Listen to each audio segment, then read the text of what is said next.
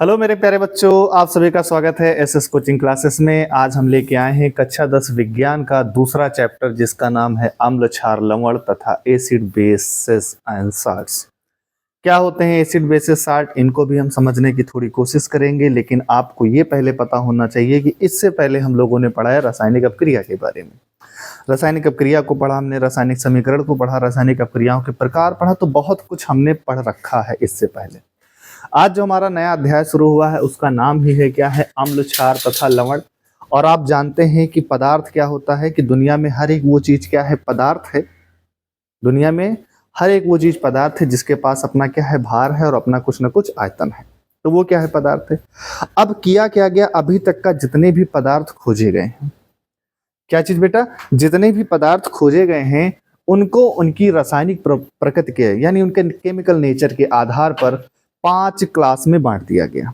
कितनी क्लास में बांटा गया है, 5 क्लास में बांटा गया है। यानी अगर हम बात करें पदार्थ की, तो यानी जितने भी यानी हमारे जो बेटा क्या होते हैं, रासायनिक पदार्थ होते हैं।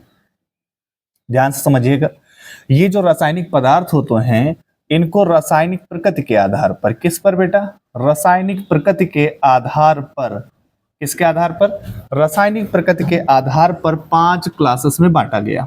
कितने क्लासेस में बांटा गया, 5 क्लासेस में इनको बांट दिया गया। जैसे कुछ तो इसमें से हमारे क्या कहलाए, अम्ल कहलाए।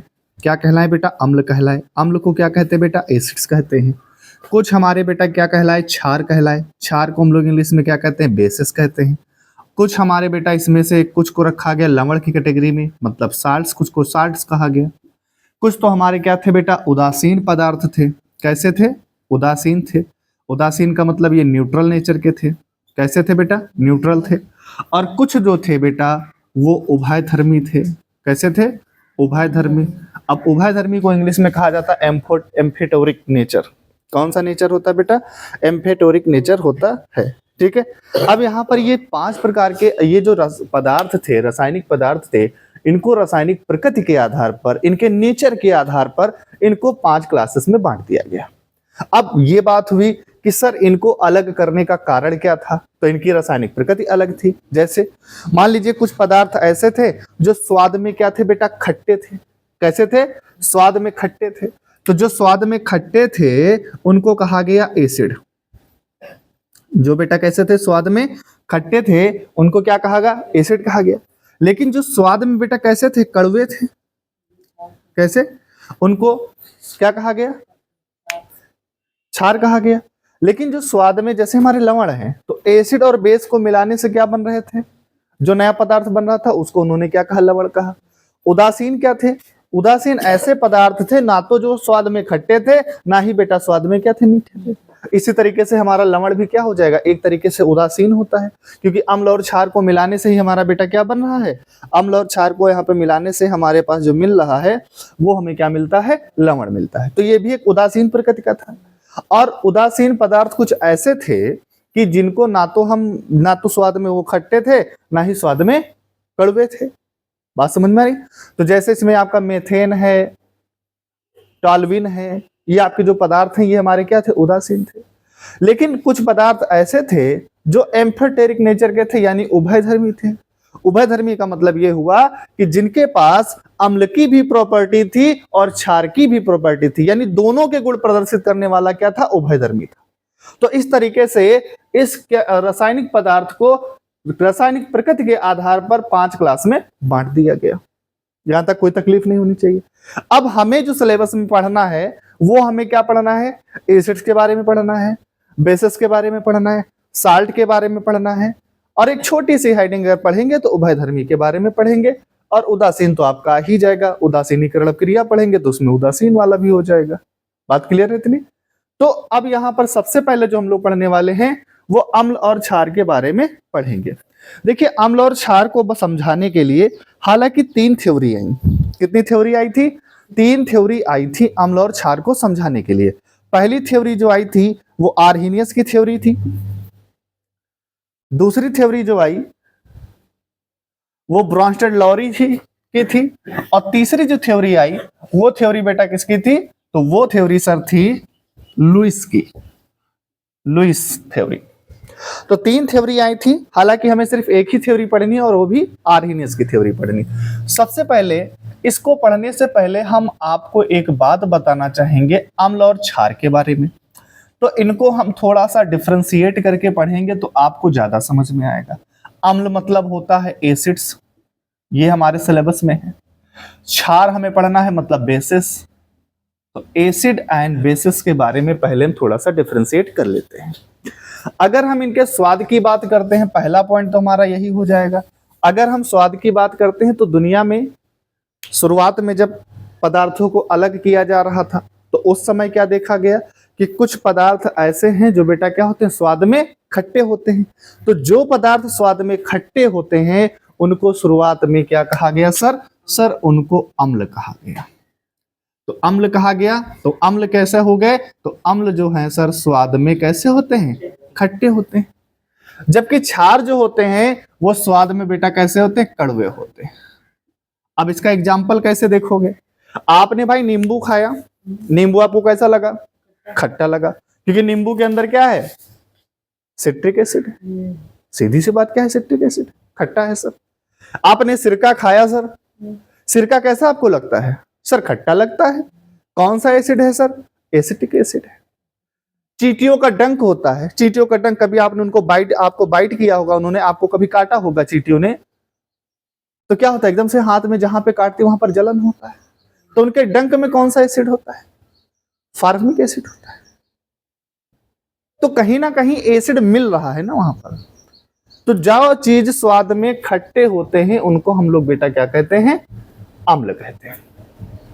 और जो स्वाद में कड़वे होते हैं, जैसे बेसिस, आपके घर में सॉफ्ट साबुन होगा, अब उसको खा के देखिए कितना कड़वा लगता है। डिटर्जेंट है, थोड़ा सा डरे खाना नहीं भैया कड़वा लग रहा है, कभी चेक करना, तो वो हमारे क्या हो जाते हैं बेटा, बेसिस हो जाते हैं।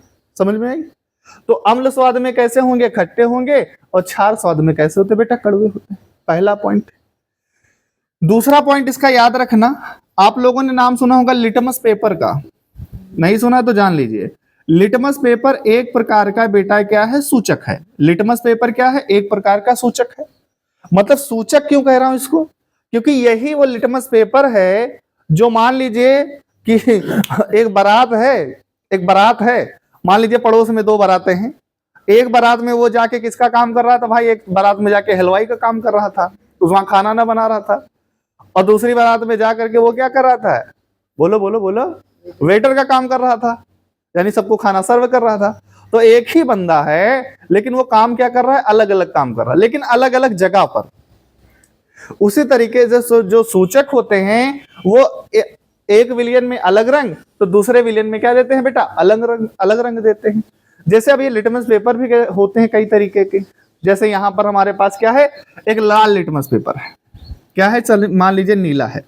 तो नीला लिटमस पेपर को जैसे ही हम लोग बेटा क्या डालते हैं, नीले लिटमस पेपर को हमने डाला कहां बेटा, पानी में डाला, या हम ये कह सकते हैं पानी में ना डाल करके हमने अम्ल लिया। तो अम्ल में जैसे ही हम नीले लिटमस को क्या करेंगे बेटा, डिप करेंगे, डुबोएंगे, ये अपना रंग तुरंत बदल देगा। तो अभी ये किस कलर का था, नीले कलर का था, तो बेटा ये कैसा हो जाएगा, तुरंत इसका रंग, जैसे ही आप एसिड में इसको डुबोएंगे तो इसका रंग कैसा हो जाएगा, लाल हो जाएगा। तो यहां से एक बात ये पता चली कि सर ये जो लिटमस यानी जो अम्ल होते हैं वो नीले लिटमस पेपर को लाल रंग में बदल देते हैं, यानी ब्लू बदल जाता है किसमें, लाल में। तो सर क्षार क्या करते हैं, तो क्षार सर इसी का उल्टा करते हैं, यानी ये लाल लिटमस पेपर को मेरे बच्चे कैसा कर देंगे, नीला कर देते हैं। ठीक है। तो ऐसा विलियन जो लाल लिटमस पेपर को नीला कर दे वो विलियन क्या कहलाएगा, क्षार कहलाएगा। समझ में आ रही बात। यह एक ऐसा पदार्थ कह सकते हो, विलियन कह सकते हो, जो तुम्हारी मर्जी। और अम्ल क्या होते हैं, यानी वे पदार्थ जिसमें अगर हम नीले लिटमस पेपर को डालें तो कैसा हो जाए, लाल हो जाए। तो अक्सर इसमें बच्चों को क्या होता है, कंफ्यूजन होता है।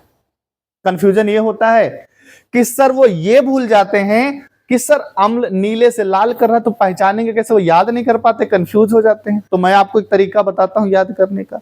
भाई अम्ल में बाद में क्या आ रहा है, ला, और लाल में भी बाद में क्या आता है, ला और ला आता है। तो ला अम्ल में लास्ट में क्या है, ला, और यहां पर भी बेटा क्या है, ला। तो इसको याद कर सकते हैं, अम्ल लाल, अम्ल लाल। तो लाल का मतलब जो नीले को लाल कर दे, तो जो नीले लिटमस पेपर को बेटा क्या कर दे, लाल कर दे, वो मेरे बच्चे क्या होगा, अम्ल होगा। क्या होगा, अम्ल होगा। और जो लाल को नीला कर दे वो हमारा क्या होगा, क्षार होगा। क्या 2 पॉइंट समझ में आया आप लोगों को?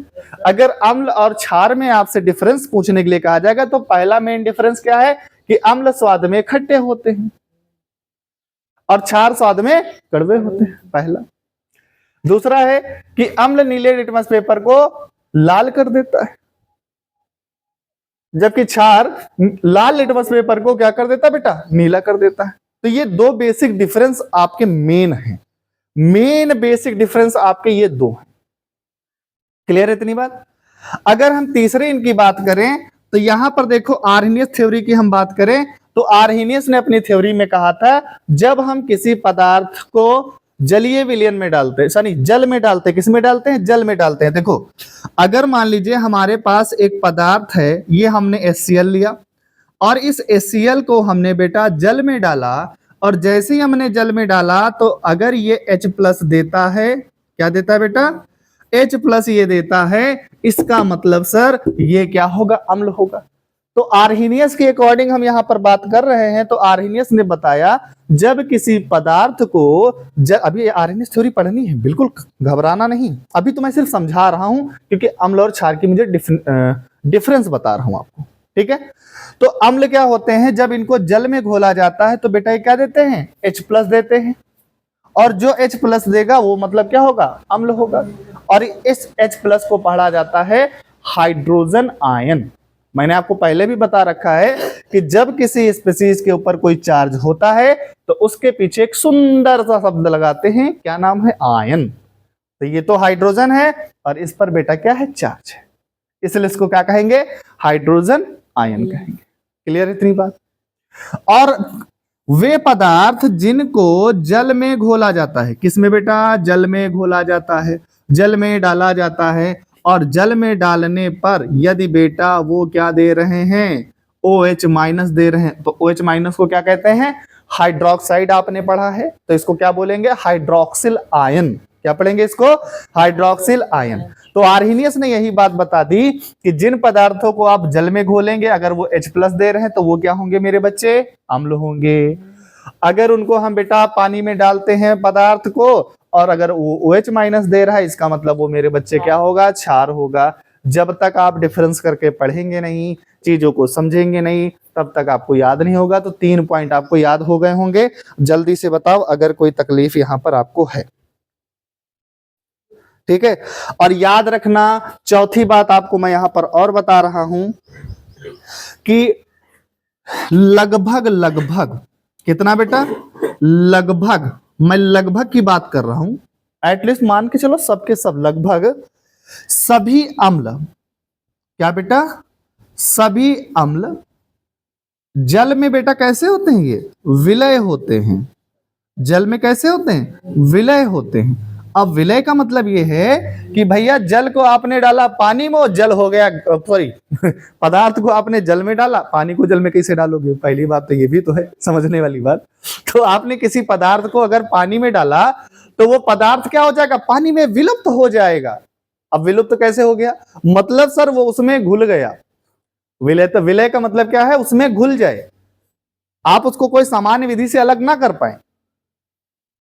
तो वो क्या होते हैं, लगभग जितने हमारे सारे के सारे, लगभग जितने हमारे अम्ल हैं बेटा, क्या होते हैं, सभी अम्ल में क्या होते हैं, जल में विलय होते हैं, ये बात। लेकिन अगर हम बात करें, ये क्षार जो होते हैं ये सामान्यतः जल में बेटा कैसे होते हैं, विलय होते हैं, ये जल में विलय होते हैं। चलो, तो ये 4 डिफरेंस यहां पर आपको पता चल गए कि सर लगभग सभी अम्ल क्या है, जल में विलय हैं, और सामान्यतः जो हमारे क्षार होते हैं वो जल में बेटा कैसे होते हैं, विलय ही होते हैं। यहां तक कोई दिक्कत हो तो बताओ, ठीक।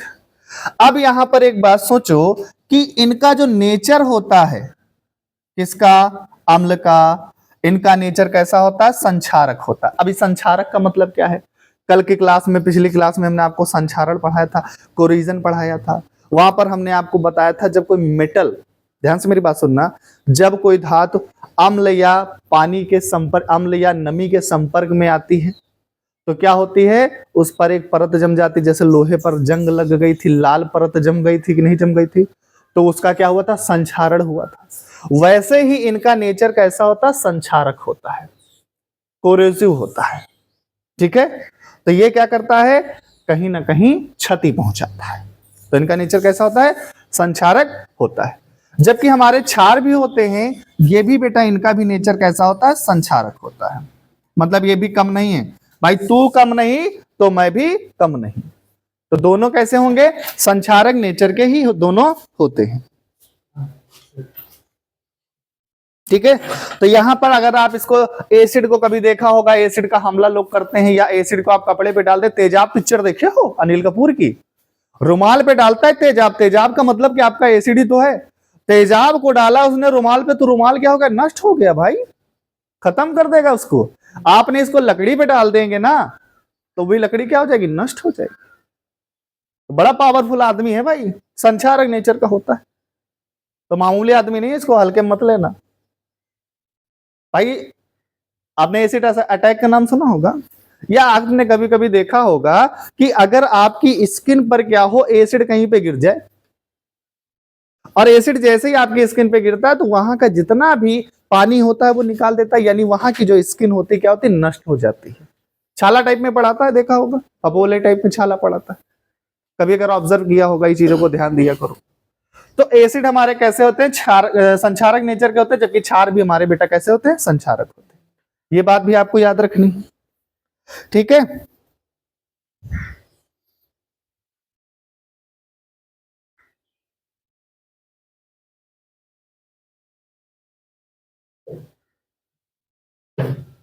ठीक है, तो ये बेटा यहाँ पर ये 5 डिफरेंस हमने आपको बताया। क्षार जो होते हैं साबुन के समान क्या होते हैं, मुलायम भी होते हैं, ये भी याद रखना। तो आप ये पॉइंट जल्दी से नोट कर लीजिए, फिर आगे हम बात करते हैं। और तो ये बेसिक डिफरेंस थे अम्ल और क्षार में। तो बेटा अब यहां पर देखिए, हमने आपको ये समझाने की कोशिश किया है कि अम्ल क्या होते हैं और क्षार क्या होते हैं। अब हम आपको ये बताएंगे कि आखिर अम्ल और क्षार को समझाने के लिए कौन कौन सी थ्योरी आई, कौन कौन सी परिभाषाएं, अलग अलग टाइम पे अलग अलग वैज्ञानिकों ने अलग अलग परिभाषाएं दी। किसी ने कहा कि जब हम किसी पदार्थ को जल में घोलते हैं, अगर वो H+ आयन देता है, मतलब हाइड्रोजन आयन देता है, इसका मतलब वो अम्ल है। किसी ने कहा कि जो प्रोटॉन डोनेट करता है वो अम्ल है, या किसी ने कहा जिसके पास इलेक्ट्रॉन की क्या होती है, कमी होती है, वो अम्ल है। तीनों की तीनों थ्योरी आई, समय समय पर तीनों थ्योरी आई, लेकिन जो हमारे सिलेबस में है, जो बस बेस्ट थ्योरी है, वो है आर्हेनियस की थ्योरी। आर्हेनियस की थ्योरी हमको पढ़ना, हालांकि ये सिर्फ जलीय विलयन के लिए ही क्या थी, सिद्ध सही साबित हुई थी, बाकी आगे चल के ये भी फेल हुई। उसके बाद ब्रॉन्स्टन लॉरी की थ्योरी आई, तो ब्रॉन्स्टन लॉरी की भी थ्योरी फेल हो गई। फिर उसके बाद क्या आई, लुईस की थ्योरी आई। मतलब ऐसी कोई थ्योरी नहीं रही जिसने पूरी बातें बताई हो। तो सबसे पहले आज हम लोग पढ़ेंगे आर्हेनियस थ्योरी, आर्हेनियस का सिद्धांत, आर्हेनियस का सिद्धांत, या आर्हेनियस की अवधारणा भी लिख सकते हो, आर्हेनियस की अवधारणा या आर्हेनियस का सिद्धांत। आर्हेनियस का जो सिद्धांत था वो आयनन सिद्धांत कहलाया। आर्हेनियस का जो सिद्धांत था बेटा, वो हमारा क्या कहलाया, आयनन सिद्धांत के आधार पर ही इन्होंने जो बातें बताई, किस आधार पर बताई, आयनन सिद्धांत के आधार पर बताई। इनका कहने का अर्थ क्या था, आर्हेनियस ने सबसे पहले अम्ल के बारे में क्या कहा, बहुत बड़ी बात कही अम्ल के बारे में। अम्ल के बारे में बहुत बड़ी बात इन्होंने कह दी। क्या कहा, इन्होंने कहा कि वे पदार्थ जिनको जल में घोला जाता है, किसमें घोला जाता है, जल में घोला जाता है, और जल में घोलने पर यदि वे पदार्थ H+ देते हैं तो उनको क्या कहा जाता है, अम्ल कहा जाता है। क्या कहा जाता है, अम्ल। जैसे एग्जाम्पल की बात करते हैं कि जैसे मान लीजिए आपके पास HCl है, अब HCl को कैसे दिखाओगे, एक तो तरीका ये होता है कि आप यहाँ पे जल लिख दीजिए, एक तरीका तो ये होता है, ऐसे भी आप दिखा सकते हो कि HCl को हम लोग बेटा कहाँ घोल रहे हैं, जल में घोल रहे हैं, एक तरीका तो ये हो गया दिखाने। अगर ऐसा तरीका नहीं है तो आप इसको ऐसे भी दिखा सकते हो। आपने HCl लिखा और यहां पर आपने लिख दिया AQ। AQ का मतलब बेटा क्या हुआ? एक्वस। एक्वस का मतलब ये होता है, ये HCl का कौन सा विलयन है? जलीय विलयन है। इसका मतलब ये हुआ कि सर HCl को जल में घोला गया। और जब HCl को जल में घोला जाता है तो बेटा आपको हमने पढ़ाया था, आयंस पढ़ाए थे, ऋणायन पढ़ाया, धनायन पढ़ाया, रासायनिक सूत्र बनाना सिखाया था। तो आपको पता है किसमें टूटेगा? सर ये टूट जाएगा H+ में।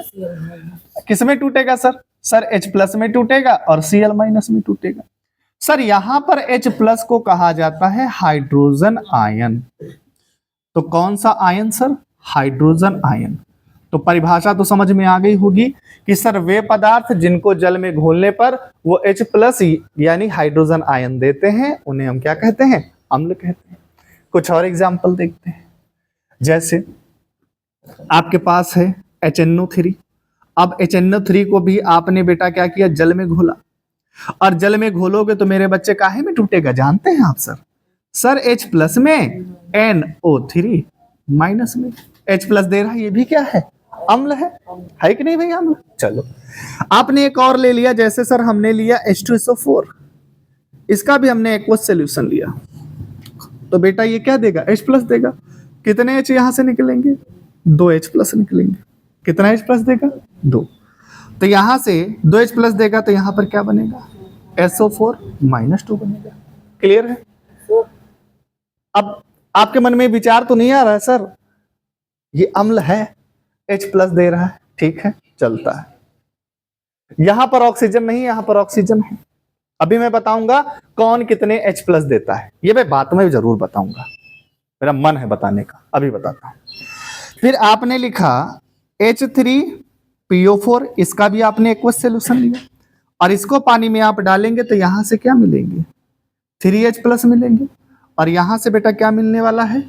PO4- 3। तो हर जगह पे H+ मिल रहा है कि नहीं मिल रहा है?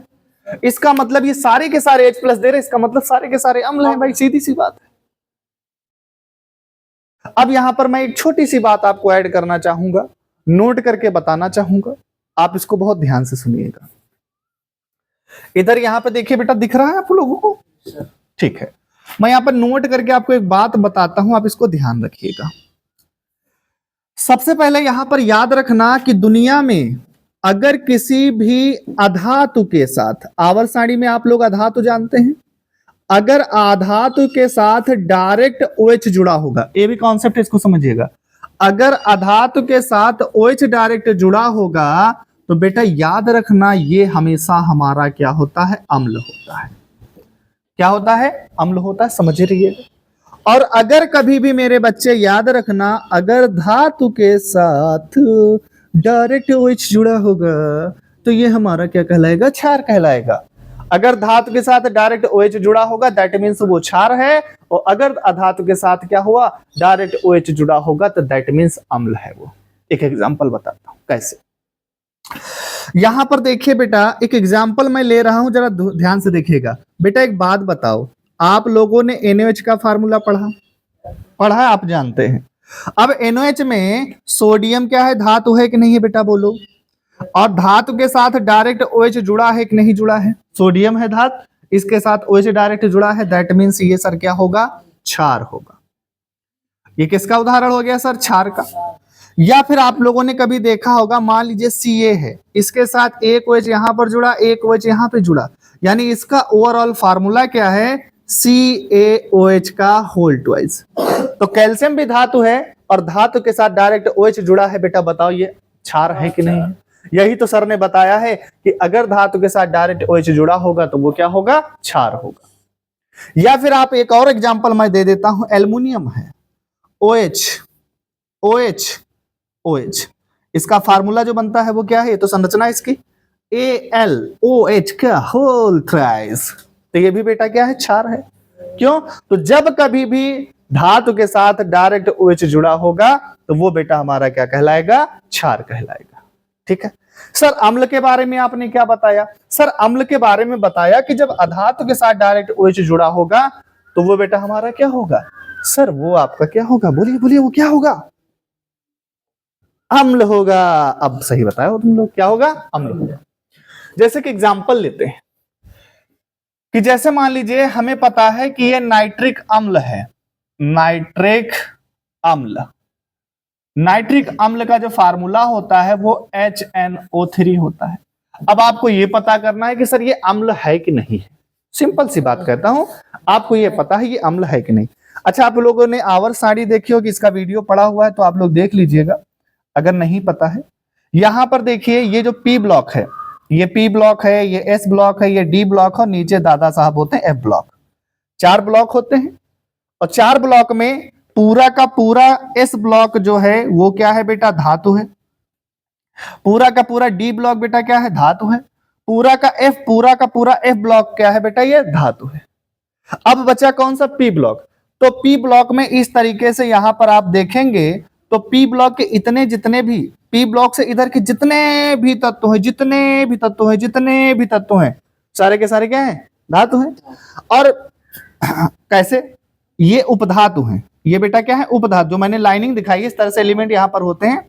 अब इसका वीडियो मैंने बना रखा है, आप इसको देख लीजिएगा। तो यहां पर ये जितने भी आपकी बेटा क्या होती, उपधातुएं होती, उसके इधर जितने भी एलिमेंट्स होते हैं वो क्या होंगे, धातु होंगे। और धातु के साथ अगर OH जुड़ा होगा तो क्या होगा, क्षार होगा।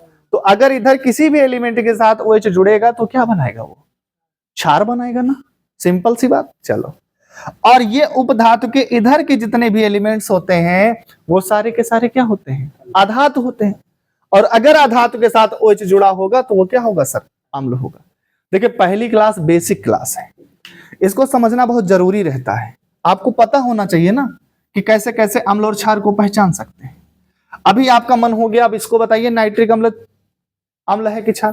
तो सबसे पहले इसकी संरचना को बनाते हैं। संरचना बनाना आपको पता होना चाहिए कि जैसे ना यहाँ पर देखिए कि एक H है और एक ऑक्सीजन है। तो ऑक्सीजन और H जब होगा तो मिलके क्या बनाएगा, OH बनाएगा। ये बात आपको याद रखना, क्या बनाएगा, OH। तो यहाँ पर ये OH बन गया। यहाँ पर एक ऑक्सीजन, ऑक्सीजन हमेशा 2 बॉन्ड बनाता है, ये भी ठीक है सर। और एक ऑक्सीजन को हमने क्या किया, इलेक्ट्रॉन पेयर दान कर दिया। तो यहाँ पर ये किसकी संरचना बन गई, नाइट्रिक अम्ल की संरचना बन गई है।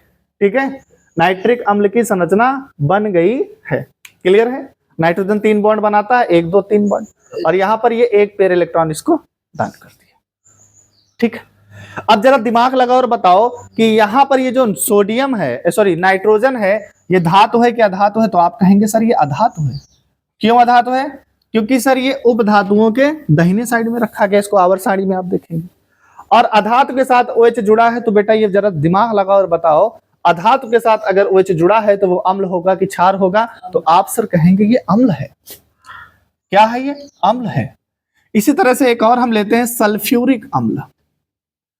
ये मैं नाम क्यों लिख रहा हूं, क्योंकि इनका बहुत यूज होता है, इनको आपको याद भी रखना। ये हमारे क्या है, सल्फ्यूरिक अम्ल है ना। ये हम उन एसिड्स की बात कर रहे हैं जिसमें ऑक्सीजन और हाइड्रोजन होगा। मतलब हमारा समझाने का उद्देश्य सिर्फ इतना है कि कौन सा एसिड कितने H+ देगा। तो याद रखना, जिस किसी एसिड में जितना OH होगा उतना H+ आएगा। क्या कहा मैंने, जितना OH होगा उतना H+ निकलता है किससे, एसिड से। ये कॉन्सेप्ट आपको याद रखना। यहां पर कितने एसिड कितने OH हैं, तो यहां से बाबू जरा दिमाग लगाओ और बताओ H+ कितने निकलेंगे, एक निकलेगा कि नहीं निकलेगा। अगर हम सल्फ्यूरिक अम्ल की जब बात करते हैं तो इसका फार्मूला क्या है, H2SO4 है। इसका फार्मूला क्या, H2SO4। इसकी संरचना बनाओगे, 2 हाइड्रोजन है तो 1 OH इधर और 1 OH इधर, 2 ऑक्सीजन यहां पर, 2 ऑक्सीजन यहां पर। जरा बाबूजी बताना यहां से H+ कितने निकलेंगे, 2 निकलेंगे। कैसे पहचाना, क्योंकि यहां सर OH कितने हैं, सर 2 OH हैं। तो जब 2 OH हैं तो कितना H+ निकलेगा, 2 H+ निकलेगा। खत्म। थोड़ी देर पहले आप सोच रहे होंगे यहां पे कि सर 2 H+ क्यों निकला, क्योंकि H2SO4 के पास 2 OH हैं, इसलिए 2 H+ निकला। ठीक, चलिए मैं एक और एग्जांपल लेता हूं। तीसरा H3PO4।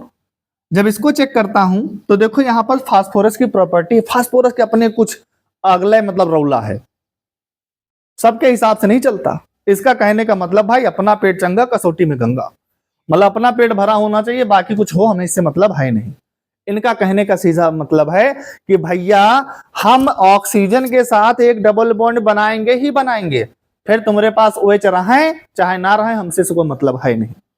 तो कितना, तो जैसे मान लीजिए यहाँ पर फास्फोरस है, तो बेटा सोचो इसने क्या किया, एक डबल बॉन्ड ऑक्सीजन से बना लिया, इसका पेट चंगा कसौटी में गंगा हो गई। तो यहाँ पे कितने H बचे, 3, और कितने O बचे हैं, 3, तो कितने OH बनेंगे, 3 OH बनेंगे, 1 OH, 2 OH और 3 OH। जरा दिमाग लगा और हमें बताइए जरा आप लोग, यहां से कितना H प्लस निकलेगा, 3 H प्लस निकलेगा, क्योंकि यहां पर OH कितना हो गया मेरे बच्चे, 3 है। ठीक, 3 H प्लस निकलेगा क्योंकि यहां पर OH कितना है, 3 है। आया समझ में? या फिर एक और हम उदाहरण ले लें, ये बहुत अच्छा उदाहरण, H3PO3। अब आपके दिमाग में एक बात आ रही होगी कि सर यहां से 3 H हैं तो 3 H प्लस निकलेंगे, पर बाबू ऐसा है नहीं।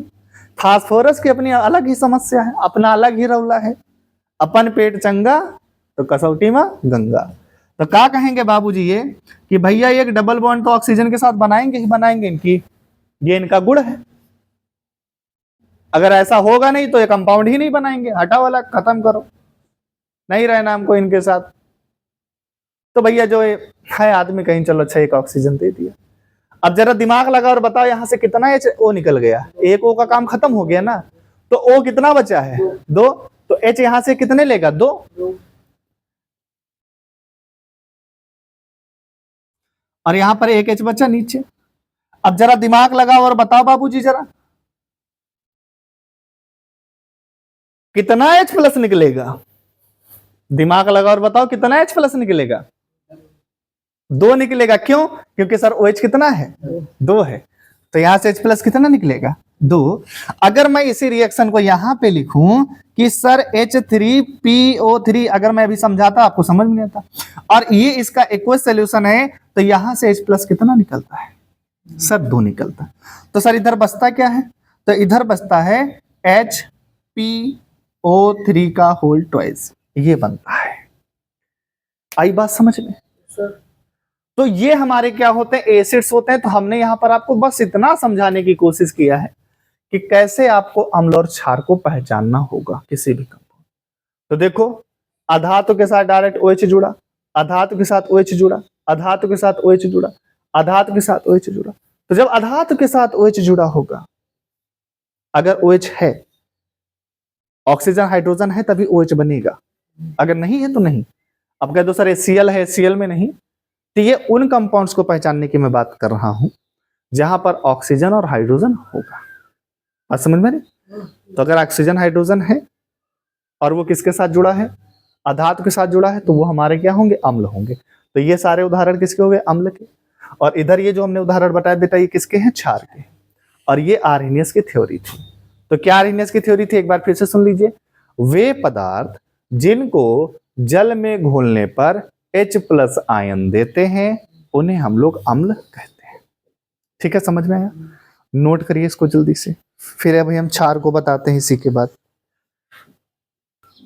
तो अब बेटा यहां पर आपको एक बात तो ये समझ में आ गई कि सर आपने हमें ये समझा दिया कि अम्ल कैसे पहचानेंगे, क्षार, और कौन सा अम्ल कितने H प्लस देगा, ये भी बात आपको समझ में आ गई होगी। अब ये आर्हेनियस की थ्योरी में अम्ल को आर्हेनियस ने समझा दिया। अब हम बेटा समझाएंगे आज आपको क्षार को। क्षार की परिभाषा क्या होगी, तो जहां पर H प्लस होगा वहां पर क्या आ जाएगा, OH माइनस आ जाएगा। मतलब वे पदार्थ जिन्हें जल में घोलने पर वो बेटा क्या देते हैं, OH माइनस देते हैं, यानी हाइड्रोक्सिल आयन देते हैं। इसका मतलब वो बेटा हमारे क्या कहलाएंगे, क्षार कहलाएंगे। तो क्या मेरे साथ एक बार परिभाषा पढ़िए, वे पदार्थ जो जल में घोलने पर OH माइनस देते हैं उन्हें हम लोग बेटा क्या कहते हैं, क्षार कहते हैं, यानी उनको हम क्या कहते हैं, बेस कहते हैं। क्या कहते हैं बेटा उनको हम लोग, तो एसिड के बारे में पढ़ लिया, अब हमें पढ़ना है बेटा क्षार के बारे में। बेसिस क्या होते हैं, बेसिस यानी वे पदार्थ जिनको जल में घोलने पर वो क्या देंगे बेटा, OH माइनस देंगे, उन्हें हम लोग क्या कहेंगे, क्षार कहेंगे। जैसे एक एग्जांपल की बात करते हैं कि आपके पास NaOH है। एक्वस का मतलब क्या है, NH को जल में घोला गया है। ये बात समझिए, एक कहीं लगा हो तो समझो जलीय विलयन है। यहां से आपको पता है ना बेटा ये कैसे टूटेगा, H प्लस में टूटेगा और OH माइनस में टूटेगा। और ये जो OH माइनस होता है इसी को बेटा कहा जाता है हाइड्रोक्सिल आयन। हाइड्रोक्सिल आयन इसी को बोला जाता है। तो यदि कोई पदार्थ जल में घुलने पर OH माइनस दे रहा, वो हमारा क्या कहलाएगा, क्षार कहलाएगा। किसके अकॉर्डिंग टू आर्हेनियस। आर्हेनियस ने बात बताई थी। या दूसरा एग्जांपल और हम ले लें कि जैसे मान लीजिए हमने लिया MgOH का होल ट्वाइस, इसका भी एक्वस सॉल्यूशन है, पानी में डाला क्या बना Mg+2, कितना OH निकलेगा, 2 OH निकलेगा, 2 OH है। तीसरा आप ले लीजिए जैसे एल्युमिनियम है,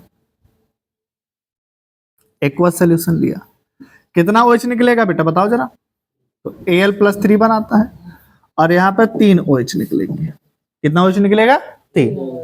या एक और एग्जांपल हम ले लेते हैं कि जैसे आपके पास है बेरियम हाइड्रोक्साइड, इसका एक्वस सॉल्यूशन आप लिए, ये aluminium hydroxide, magnesium hydroxide, sodium hydroxide. पढ़ते क्या है सोडियम हाइड्रोक्साइड, हालांकि रासायनिक सूत्र पढ़ना और बनाना हमने सिखाया है आपको, जिन बच्चों ने नहीं पढ़ा है आप जाके उनको देखिए, है ना। तो ये क्या है, बेरियम हाइड्रोक्साइड है, तो ये यहां से क्या बनेगा Ba+2 और यहाँ पर OH कितने हैं 2, तो क्या निकलने वाला है 2OH माइनस निकलने वाला है। कोई दिक्कत है नहीं। और एग्जांपल लिख लो, बहुत सारे हैं कि मान लीजिए आपने KOH ले लिया, इसको भी पानी में डाला, तो क्या K+ और यहां से क्या मिल रहा OH माइनस, OH माइनस मिल रहा है, इसका मतलब ये क्या है, क्षार है। और एक दो एग्जांपल लिख लो, अमोनियम हाइड्रोक्साइड है आपका NH4OH, इसको आप पानी में डालिएगा तो काहे में टूटता है NH4+ यानी अमोनियम आयन में टूटता है, और साथ में क्या निकलेगा यहाँ से OH माइनस निकलता है। क्लियर है इतनी बात। तो ये सारे के सारे हमारे बेटा क्या होते हैं, क्षार होते हैं। ठीक है, यहां तक कोई डाउट हो तो बताओ। अम्ल क्या होते हैं, वे पदार्थ जिनको जल में घुलने पर H+ देते हैं, जबकि क्षार क्या देते हैं OH माइनस देते हैं। ठीक है, तो ये आर्हेनियस की थ्योरी थी, यही हमारे सिलेबस में है। ब्रॉन्स्टन लॉरी के बारे में हमको नहीं पढ़ना है, लुइस की जो अम्ल क्षार थ्योरी थी उसको हमें नहीं पढ़ना, सिर्फ हमें आर्हेनियस दादा के बारे में पढ़ना है ना, तो इनके बारे में पढ़ना है। ठीक है, तो इसकी परिभाषा बुक से लिख लीजिएगा, बाकी एग्जाम्पल आप लिख लीजिएगा, और एग्जाम में कोई 1-2 एग्जाम्पल लिखेगा, बहुत सारे मैंने आपको लिखा दिए, आपको एग्जाम में कोई 1-2 लिखने होंगे। अब हम जो भी डिटेल पढ़ेंगे वो किसके बारे में पढ़ेंगे, पहले अम्ल के बारे में पढ़ेंगे, फिर किसके बारे में पढ़ेंगे बेटा, फिर क्षार के बारे में पढ़ेंगे। ठीक है, तो आज की क्लास को यहीं पे समाप्त करते हैं। नेक्स्ट क्लास में हम लोग ये देखेंगे कि जो हमारे अम्ल होते हैं वो कौन कौन से अम्ल हैं, हालांकि कार्बनिक अम्ल भी होते हैं, खनिज अम्ल भी होते हैं, इनके बारे में पढ़ेंगे। क्लियर है इतनी बातें। उसके बाद अम्ल के रासायनिक गुण क्या होते हैं, भौतिक गुण क्या होते हैं, इनके बारे में भी पढ़ेंगे। ठीक है, तो पहले अम्ल के बारे में पढ़ लेंगे, उसके बाद फिर हम लोग क्षार के बारे में पढ़ेंगे, फिर उसके बाद आगे चल के हम लोग सूचक के बारे में पढ़ेंगे। तो आज की क्लास में इतना ही। नमस्कार, जय हिंद।